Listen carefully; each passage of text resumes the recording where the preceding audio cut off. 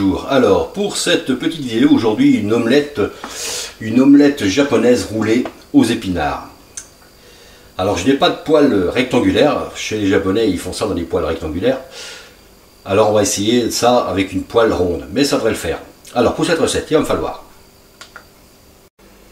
des œufs, des épinards, ici une poignée d'épinards frais, d'un jeune pousse ou d'épinards pas trop gros.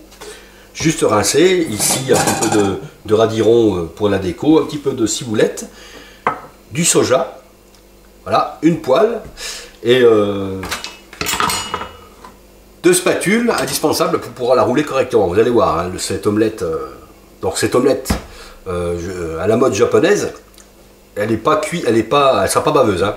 C'est pas, ils la mangent pas baveuse là-bas. Alors en attendant, on va faire fondre les épinards. Alors les épinards c'est facile, hein. On les met dans la poêle et ça fond tout seul. Alors voilà, là on quitte tomber l'épinard ici. Alors ce n'est pour une omelette, hein. Ici je commençais à préparer mes ravirons.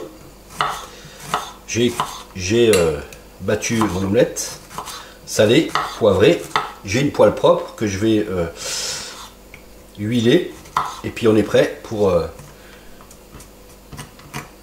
ça sera pour la présentation. Puis on est prêt pour attaquer notre omelette japonaise. Alors il faut savoir qu'une omelette japonaise, à la façon japonaise, c'est des omelettes rectangulaires, c'est des poêles rectangulaires. On n'en a pas, moi j'en ai pas. Alors on va essayer de faire dans une omelette, dans une poêle ronde. Mais ça va le faire. Allez.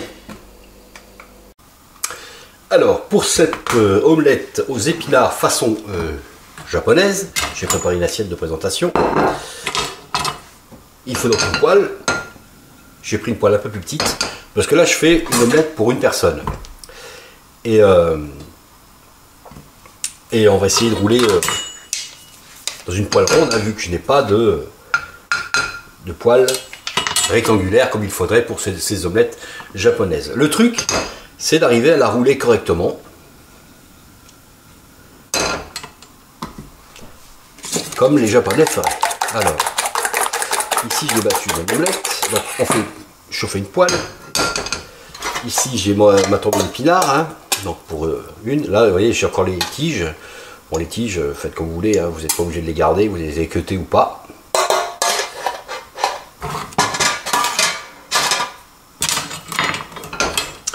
Une fois notre poêle bien chaude, j'ai huilé un petit peu. Hein. Prenez une poêle antidérapante, surtout. Parce qu'il faudra arriver à la rouler correctement. Le truc, encore une fois, c'est que l'omelette japonaise, à la façon japonaise, ce ne sera pas baveux. Hein. Pour ceux qui aiment l'omelette baveuse, c'est raté. Vous allez comprendre pourquoi. Alors, lorsque c'est assez chaud, bon, on voit tout de suite, hein, ça cuit. Hop, on baisse le feu, on met environ un tiers, on laisse croûter, on touche pas, et c'est là que ça va commencer à devenir sport. On va laisser croûter un petit peu, hop, on voit... On fait cuire quoi, en fait. Je sais pas si vous comprenez le principe, mais on va essayer de garder cette forme ronde.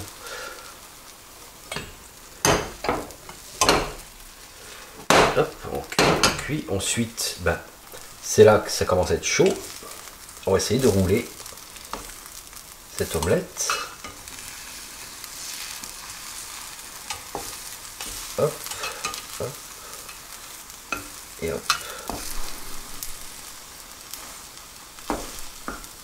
Voilà.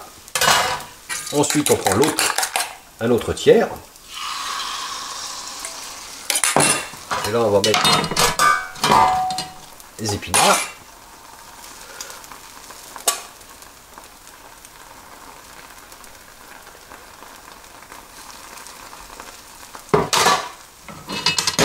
Pareil, on laisse cuire. Et on recommencera une fois avec ça. Voilà, j'ai fait la troisième partie, j'ai mis le reste d'épinards. Et le truc, en fait, c'est d'arriver à faire un joli petit boudin.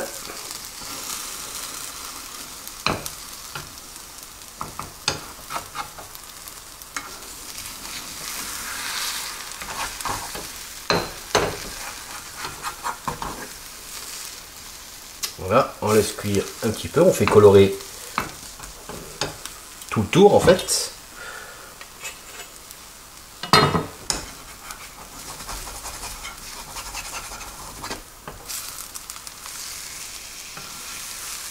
Comprenez, comme je vous dis que l'omelette façon japonaise, ça ne sera pas baveux. Il faut que ça cuise un petit peu.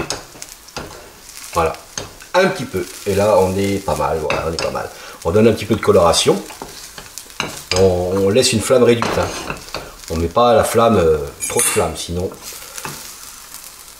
Et là, on n'est pas trop mal. Hein. Voilà. On fait cuire un petit peu comme ça. Et on présente. On la découpe, on présente sur une assiette avec un peu de salade. Allez à vous, je vous fais des photos et on déguste. Allez à vous.